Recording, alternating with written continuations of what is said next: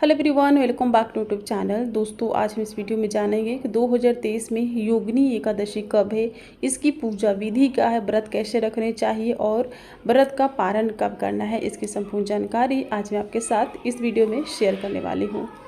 दोस्तों, आषाढ़ मास की कृष्ण पक्ष की एकादशी तिथि को योगिनी एकादशी व्रत रखा जाता है। दोस्तों, योगिनी एकादशी व्रत भगवान विष्णु जी को समर्पित होती है। दोस्तों, एकादशी का व्रत साल में 24 आती है और महीने में 2 आती है, कृष्ण पक्ष और दूसरा शुक्ल पक्ष। दोस्तों, योगिनी एकादशी का व्रत रखने से मनुष्य के सभी पाप समाप्त हो जाते हैं। दोस्तों, कहा जाता है कि जो कोई भी योगिनी एकादशी का व्रत रखता है वो इस जन्म में समस्त सुखों को भोग करके और अंत में उसे मोक्ष की प्राप्ति होती है। वो भगवान विष्णु जी के चरणों में चला जाता है। तो दोस्तों, योगिनी एकादशी का व्रत आप नहीं भी रख पाते हैं तो इस दिन भगवान विष्णु जी की विधिवत रूप से पूजा करनी चाहिए और एकादशी के दिन चावल नहीं खाने चाहिए। वैसे तो एकादशी के दिन बहुत सारे नियम है जो नहीं करने चाहिए। तो सबसे पहले हम जान लेते हैं कि योगिनी एकादशी व्रत की पूजा विधि क्या है। तो दोस्तों, एकादशी का व्रत 3 दिनों का होता है और 10वीं तिथि से यह व्रत शुरू हो जाती है। तो दोस्तों, 10वीं एकादशी और द्वादशी इन 3 दिनों में कुछ नियमों के पालन करने होते हैं। तो दोस्तों, एकादशी का व्रत 3 दिनों का होता है, 10वीं तिथि से शुरू हो जाती है। तो 10वीं के दिन हमें क्या खाना चाहिए, क्या नहीं खाना चाहिए।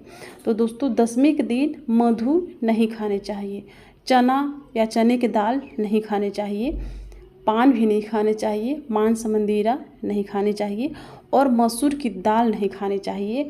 और मेथी साबुत हो या फिर साग हो, दोनों नहीं खाने चाहिए। उसके बाद किसी भी प्रकार की कोई भी हरी साग नहीं खानी चाहिए 10वीं के दिन। और 10वीं के दिन रात में भोजन नहीं करना चाहिए। तो दोस्तों, 10वीं के दिन रात में भोजन नहीं करें तो क्या करें, तो 10वीं के दिन आप फलाहार कर सकते हैं, दूध पी सकते हैं, लेकिन अनाज का सेवन 10वीं के दिन रात्रि में नहीं करना चाहिए। दिन में कर सकते हैं, रात्रि में नहीं करना है। उसके बाद आ जाती है एकादशी। तो एकादशी के दिन ब्रह्म मुहूर्त में उठ करके ही पूजा करनी चाहिए। जो कोई भी एकादशी का व्रत करता हो और ब्रह्म मुहूर्त में पूजा ना करे तो उसे व्रत का कोई फल नहीं मिलता। तो इसीलिए एकादशी का व्रत करने वालों को ब्रह्म मुहूर्त में उठ करके और पूजा करनी चाहिए। तो दोस्तों, एकादशी के दिन पूजा शुरू करने से पहले अपने दांतों की साफ सफाई करनी चाहिए। तो दोस्तों, एकादशी के दिन कहा जाता है कि दातुन नहीं करना चाहिए और ब्रश भी नहीं करने चाहिए। तो दोस्तों, ऐसे में सवाल उठता है कि हम दांतों को साफ कैसे करें। तो दोस्तों, दांतों को अपने उंगल से साफ करके और 12 बार कुल्ले कर लेने चाहिए। और दोस्तों, 10वीं के दिन रात्रि में जब हम फलाहार करते हैं तो 10वीं के दिन ही अपने दांतों को रात्रि में साफ़ कर लेना चाहिए। 10वीं के दिन अपने दांतों को रात्रि में साफ़ करने से क्या होता है कि हमारे दांत जो होते हैं बिल्कुल साफ़ हो जाते हैं। और एकादशी के दिन जब अपने दांतों को उंगल से साफ़ करते हैं तो दांत बिल्कुल साफ़ स्वच्छ हो जाते हैं और मुंह से बदबू भी नहीं आती है। तो एकादशी के दिन दातुन नहीं करना चाहिए और अपने दांतों को उंगल से साफ़ करके और 12 बार कुल्ले करने चाहिए, ना ज़्यादा ना कम, बिल्कुल 12 बार गिन करके कुल्ले करने चाहिए। और कहा जाता है कि स्नान करने चाहिए और स्नान करने के बाद भगवान विष्णु जी की आप पंचोपचार पूजा कर सकते हैं या 16 प्रकार की पूजा कर सकते हैं, ये कुल अपनी इच्छा होती है। उसके बाद जैसे कि भगवान को दूध, दही, घी, शहद, शक्कर से स्नान करवाना चाहिए, चंदन चढ़ाने चाहिए, पुष्प चढ़ाने चाहिए। इस दिन एकादशी के दिन चावल नहीं चढ़ाए जाते हैं, तो चावल के जगह पे तिल चढ़ाने चाहिए और अनाज का भोग नहीं लगाए जाते। तो इस दिन फल, दूध और दूध से बनी हुई मिठाई का भोग लगाने चाहिए, मखाने की खीर का भोग लगाने चाहिए। इस तरह से पूजा करके और पूजा करते वक्त ओम नमो भगवते वासुदेवाय नमः मंत्र का जाप करते रहना चाहिए। और उसके बाद विष्णु सहस्त्र का नाम पाठ करना चाहते हैं तो कर सकते हैं। और उसके बाद कहा जाता है कि योगिनी एकादशी व्रत की कथा सुननी चाहिए, दूसरों को भी सुनानी चाहिए। सुनने से भी हमें पुण्य मिलता है और सुनाने से भी हमें डबल पुण्य मिलता है। उसके बाद दोस्तों, कहा जाता है कि व्रत करने के बाद शाम को भगवान की दोबारा से आरती करनी चाहिए और आरती करके अपने व्रत का खाना खाना चाहिए। व्रत के खाने में जैसा संकल्प लिया होता है वैसा ही व्रत का खाना खाना चाहिए। वैसे तो कोई भी एकादशी हो कहा जाता है कि शास्त्रों के अनुसार कुछ भी खाना नहीं चाहिए और ना ही कुछ पीना चाहिए, लेकिन आप फलाहार कर सकते हैं। जब हम एकादशी का व्रत फलाहार करके करते हैं तो हमें एकादशी व्रत का आधा पुण्य मिलता है, और एकादशी का व्रत हम कुछ नहीं खाते पीते हैं तो हमें उसका पूरा पूरा फल मिलता है। बस यही अंतर है फलाहार करने में और फलाहार नहीं करने में।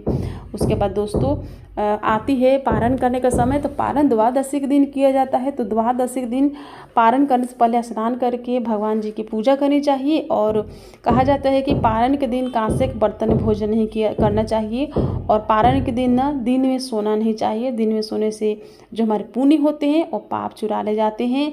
पान भी नहीं खाना चाहिए, मांस मंदिर रहते बिल्कुल हाथ भी नहीं लगाना चाहिए, और पारण के दिन बिना तेल और बिना लहसुन और बिना प्याज वाला खाना खाना चाहिए। मतलब कि जो हम सब्जी बनाते हैं उस सब्जी में तेल नहीं होने चाहिए, किसी प्रकार का कोई भी तेल नहीं डालना चाहिए। बिना तेल वाला खाना खाना चाहिए। तो आप घी से तड़का लगा करके सब्जी बना सकते हैं। उसके बाद परदेश नहीं जाना चाहिए, यानी कि बाहर नहीं जाना चाहिए, अपने शहर से बाहर। व्यायाम एक्सरसाइज नहीं करना चाहिए, और इस दिन मधु तेल नहीं खाना चाहिए, और दोबारा भोजन नहीं करना चाहिए। मतलब कि एक ही बार भोजन करना है आपको।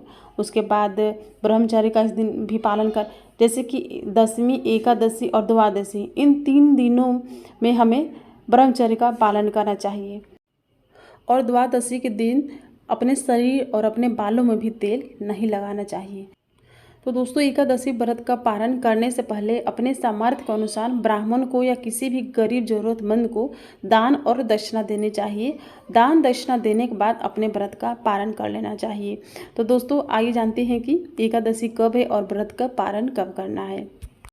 तो दोस्तों इस वर्ष 2023 में योगिनी एकादशी तिथि शुरू हो रही है 13 जून को सुबह 9:28 से, और एकादशी तिथि समाप्त हो रही है 14 जून को सुबह 8:48 पर। तो उदय तिथि के अनुसार इस वर्ष 2023 में योगिनी एकादशी 14 जून दिन बुधवार को रखा जाएगा। और योगिनी एकादशी व्रत के पारण करने का जो शुभ समय है वह है 15 जून दिन गुरुवार सुबह 5:07 से लेकर के सुबह 7:52 के बीच में योगिनी एकादशी व्रत का पारण कर लेना है। दोस्तों पारण हमेशा शुभ समय में करना चाहिए, तभी जाकर के हमें व्रत का पूरा पूरा फल मिलता है। तो दोस्तों अगर आपको मेरी वीडियो पसंद आई होगी तो वीडियो को लाइक कीजिएगा, और चैनल पर नए हैं तो चैनल को सब्सक्राइब कर लीजिएगा, और वीडियो को ज़्यादा से ज़्यादा फ्रेंड एंड फैमिली के साथ शेयर कीजिएगा। फिर मिलूंगी एक नई वीडियो के साथ, तब तक के लिए हरे कृष्णा, राधे राधे।